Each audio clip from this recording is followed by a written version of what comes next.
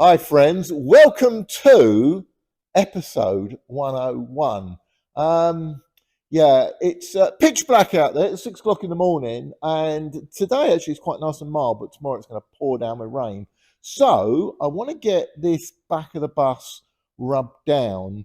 It's looking a little bit ghostly this morning in the dark. So I want to get the back end rubbed down. I'm going to do it dry with the DA, and then I'm going to use the wet and dry paper. And I'm not going to film all of it, honestly, so you're fine. The next thing I need to do is probably put a little bit of green on there. So if I'm lucky and it doesn't pour down with rain and get too damp in here, I might be able to get some of that green on the back, and then it might actually start looking like a bus again. Anyway, let's see how we get on with this weekend. As I say, with all of these, I've got my old overalls. These are the ones that are all ripped and shredded and what have you. The reason is that these are very good for painting and all the rest of it, so I'll keep my new ones out of the way for the time being. And the next priority, obviously, put the kettle on. Right, so after the kettle was put on, it was time to get on with some real work up at the barn. This weekend I managed to get some green on the bus, although there was a little bit of a problem with the green paint.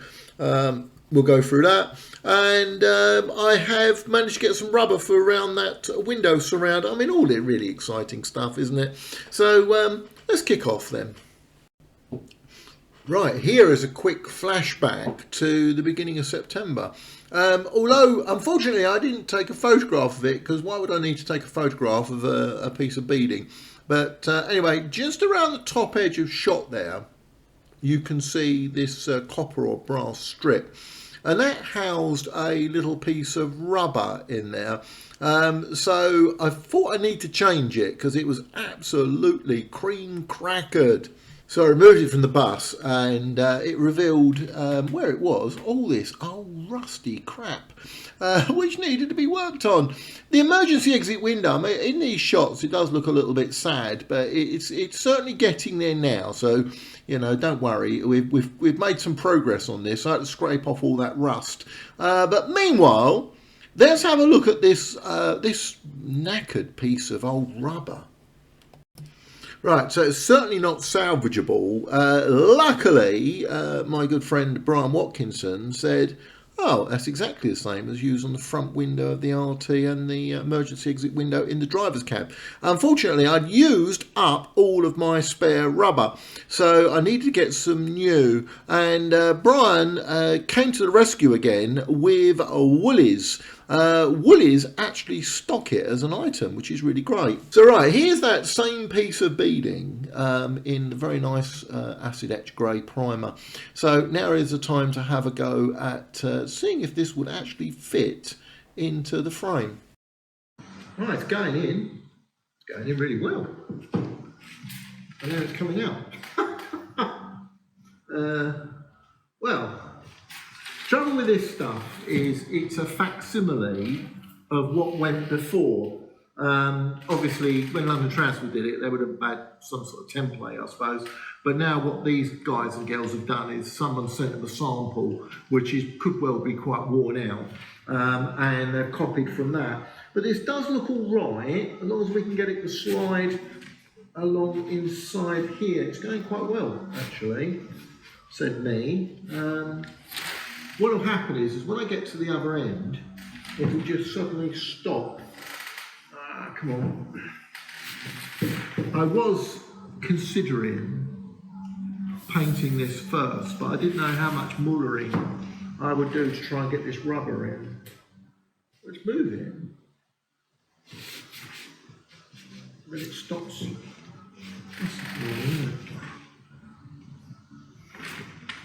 I'm wondering whether I tackle it in a slightly different way, just prise it in.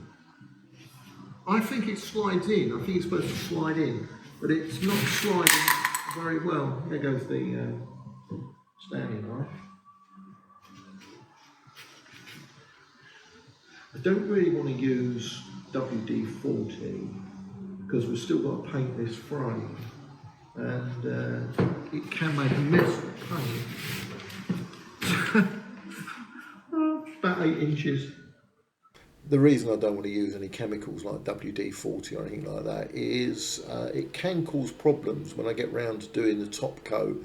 Now, I did leave the top coat off of this because I mentioned earlier on I wasn't aware how much mullering I was going to have to do with this frame.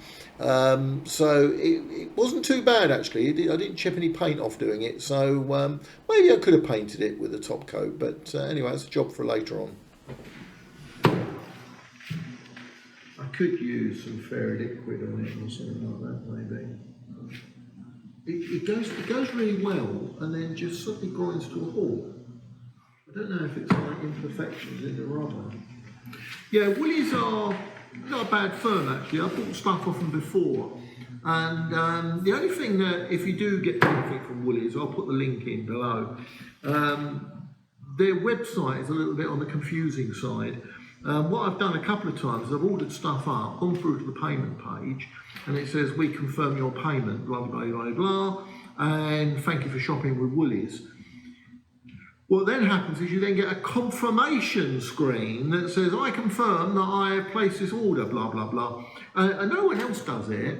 And of course, normally when I go through to payment, I just go payment, says yes, confirmed, blah, blah, blah, we've gone through. And I forget about it. And then of course, weeks later, I contact them and said, what's happened to my order? And they go, you haven't ordered anything for us.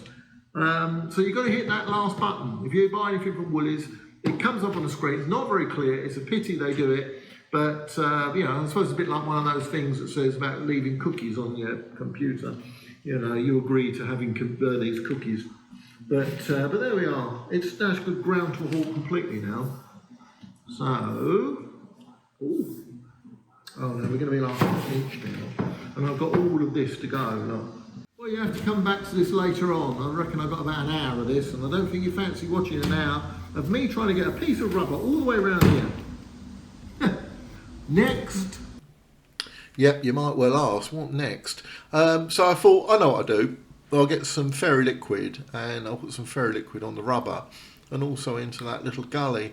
So that had very limited success, but it wasn't going to get me all the way around that beading.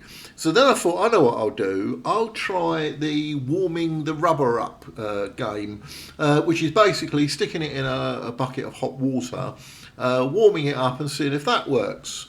No, it didn't. So in the end, the final sort of solution was to go all the way around it, just simply threading it in place. So that's basically what I ended up having to do. But I got there in the end, and this is the final result. So we can move on. That's ready now to get a coat of green paint, and then we can go back on the bus at whatever point. Right, changing the subject, all very slightly. This is the wheel arch inside the bus. There's two, there's one either side, and they sit just underneath that long seat. Now, if I'm going to do the interior of the bus over the winter time, there's some of these things I really need to do now while the side of the bus is out, because any of the nasty fumes as a result of spraying can all dissipate. But obviously once the bus is sealed up, the last thing I want to be doing is spraying big areas like this. So there's one either side obviously. I've got the wiring still to go in on this offside panel, so this is where all the main cables come up from the batteries, and then another set of cables disappear off towards the front of the bus, and there's also a little power takeoff for the interior lighting as well. So that's all going in that little recess in there, so I need to get this done really before I finish off the all of the wiring. Anyway, so there we are. So there's two, there's one either side as I mentioned before. This is what they look like before, and this is what they look like after I've chucked some paint over them. Right, but before we leave this, you might have noticed on that offside wheel arch, the woodwork looks a little bit on the cruddy side. It doesn't really matter too much because one, the whole thing's hidden by the back seat, but also the main power cables run over the top of this as well, so it'll be almost completely hidden even if you did lift the seat up. But I will rub that down again because you know what I'm like, I'm a bit fastidious with this, so I'll give it another quick rub down. The one on the other side is really very nice actually, but this one is a bit rough because probably it's where they had the cables and it may have got damp or something like that maybe at some point. So I'm going to, I'll give that a quick rub down next week and throw some paint over that. So talking about throwing paint over things, let's have a look at the back of the bus. Well, you saw this picture earlier on. This is the condition of the bus that greeted me on Saturday morning. I mean, doesn't it fill you with joy? No, not really. Anyway, the issue with the back of the bus is most of the metalwork there is being retained. That's the frame around the window, the roof of the bus, the two advert panels, and the framing around the blind boxes. And they're really a little bit cream crackered. They've had better days, so the aluminium has started to deteriorate very slightly. Hence the reason why I use this primer filler. So the idea being is I put an acid etch primer over the top of it first off, which binds into the metal, and then this primer filler across top. Now this primer filler, it had a good and a bad side to it really, a bit of a Jekyll and Hyde. It covered where the overspray was, where I've used previous colours of paint. It went over absolutely fine, no reaction whatsoever, unlike the acid etch primer that decided it wanted to throw a hissy fit.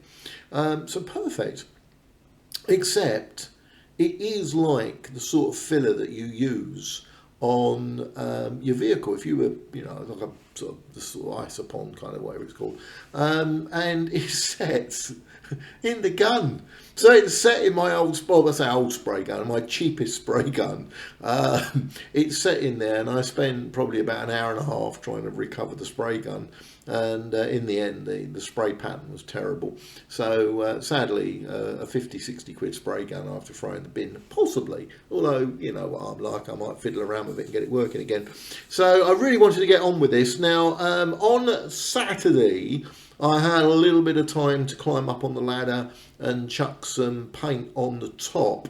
But before I needed to do that, I had to get the DA out and DA and wet rub down that primer filler, because it's a bit like anti-skid on the road that you get before you come up traffic lights. It's very bumpy. So, but when you flatten it off, it comes up absolutely beautiful. So it makes an absolutely perfect start for the top coat. And someone's going to say, well, why don't you use like a green undercoat or something like that? Well, there isn't actually a green undercoat that I'm aware of. I think most of the undercoat is either grey or white, and this is sort of whitey grey, so this makes an absolute perfect undercoat. And one of the other things I wanted to do was to do that lower deck big pan. This is really not very good. It's a bit cream crackered. It's seen better days, unfortunately. So I'm firefighting really to try and get it to look nice. There was a bit of a dent up on the top. You can just about see it in the corner there, and I wasn't happy with it, so I had to tap it around with a hammer, and then I got the grinder out and I've fiddled about with it. It's a little bit better, but it's not brilliant. Unfortunately, she's had a bang there, and she's had another bang down the bottom as well. So hey ho, never mind, it is an old bus. So the plan of action now is to get it prepped for the final green coat. But by slinging that grey on there, you actually then start to see more dents, and they keep coming up like no one's business, almost like someone pops around in the middle of the night and goes bang on the panel. So I spotted another one. This one's been a real pain in the backside, unfortunately. This is the offside advert panel, and it's had a few knocks on it. I spotted this one before I went to put the green in. If you look at the top there, you may notice the first coat of green has already gone on. Hurrah! But anyway, then I spotted this, and you can see there all the different sort of layers of filler that have been on it. So this needs to be dealt with. So over to me in the shed. Let me just show you this. I've been agonising over this filler here. It's been really difficult to get the profile right. It should be a sort of a nice roll across here.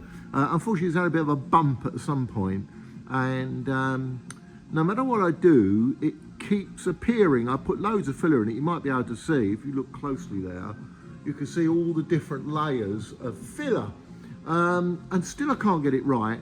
It's probably going to have to end up with me spraying it in the green. By the way, I've done some green up there. Look, ooh, that's good, isn't it?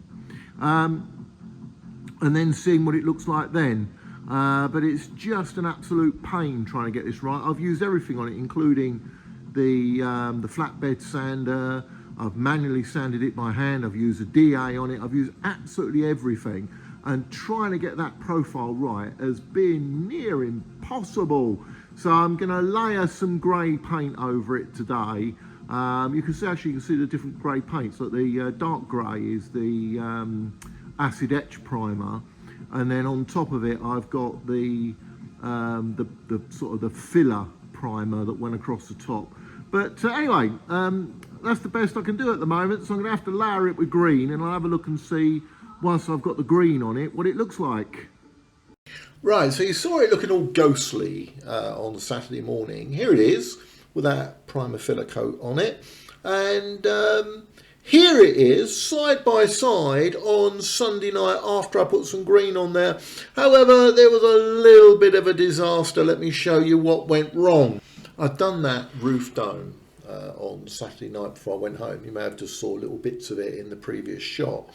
So I put one coat on there, and it dried off overnight, and it was, you know, okay in the morning. So I put a second coat on Sunday. Now, I was advised that how you handle this paint is you spray it on, and then within about sort of 10 minutes or so, you whip another one straight over the top of it. And that's where it becomes disastrous, because where I'd done just below that beading line you see on there, that was the first coat. So the first coat on, and then I whipped another coat over as quick as I possibly could. But because I'm going all the way around the bus to the other side, it meant that it took about half an hour for me to get back to there. And it's gone horrible and streaky. So the roof dome looks really nice, and I'm happy with that. But that advert panel looks absolutely terrible. They're not runs, they are they're kind of flat spots. It's where the second coat's gone over the top, and somehow it's I don't know where it reacted or what it does with the paint underneath, but it's gone horrid. So it's now been suggested to me that what I should do is do each panel in sort of separately, mask up the panel alongside, and then basically chuck one coat of paint over and a second coat of paint, and then that might actually work. Now, I'm not trying to get this as final finish, as you well know, because I am hoping to persuade someone to paint it for me. So what I want to try and do is to get it so it's absolutely as nice as possible, so it minimises the amount of work they need to do getting it painted. So yeah, a bit of a shame really. So unfortunately, I had hoped that had this not have happened, then this next coming weekend I'll be putting the panels back on the outside of the bus, and then sort of constructing the back end. But sadly, I think it's going to push me back to more painting, and I really did want to avoid that. But yeah, it is what it is. We've got to get it right, haven't we? And I've still got to put that little white band back on as well. That's got to be sprayed in. Although that white paint is a really nice paint. It goes on beautifully and it dries gorgeously. So sounds a bit weird really, and I'm getting excited about paint. But yeah, that green, the dome, really quite nice. The advert panel, oh, terrible. Oh well, anyway, so I will finish with some panels sitting on the bench. These are those free corner panels, the offside corner panels. And again, like that back roof panel, I put one very thin coat of paint on this on Saturday, and then another coat of paint on Sunday, and they have come up absolutely beautifully. You might notice the big one, the tall one on the left hand side, there's some masking tape right on the very bottom of it. That is where the white band should go, because that panel's upside down, so the white band is at the bottom there, and I don't want to put any green on there because it's going to complicate matters putting the next coat of paint on. And you might recognise the beading that we were fiddling around with at the beginning of this video. So I've covered up the rubber, I've masked it up, and then I've blown one coat, it's only got one coat on there, of green across the top. So next weekend when I get up there, I might pop another coat of paint on there when I do those back advert panels. So so there we are, friends. It's a wrap on episode 101. So yeah, look, some progress. I think we should be quite pleased with where we're getting now. Hopefully, as the winter sort of moves in, I can get back inside the bus at some point. I'm still waiting on a few bits and pieces. My good friend Alan is doing what he can with his time available to help me out with some of the sort of the metal structure work and the beading and other bits and pieces which I need. to complete the project. So there we are. And a quick update as well. You might remember I had an issue with the diverter valve that runs the air system on it. I'm still not entirely happy with it, so I've found somebody who might be willing to overhaul it for me. So maybe I might strip that off this weekend, but I'm not going to bother to film it and then send it off in the post to this chap and see if he can actually get it working exactly as I want it to be. It's a safety critical component on the RT. Brakes obviously are. The last thing you want it to do is dump all the air just when you actually need to stop. So there we are. So talking about stopping, that's a wrap on episode 101. If you are interested in seeing any of my other videos, YouTube might randomly select one of them, or it might randomly select something completely different. So anyway, look forward to doing the next one, episode 102, and yeah, have a safe time, and yeah, I look forward to getting back up the barn this weekend.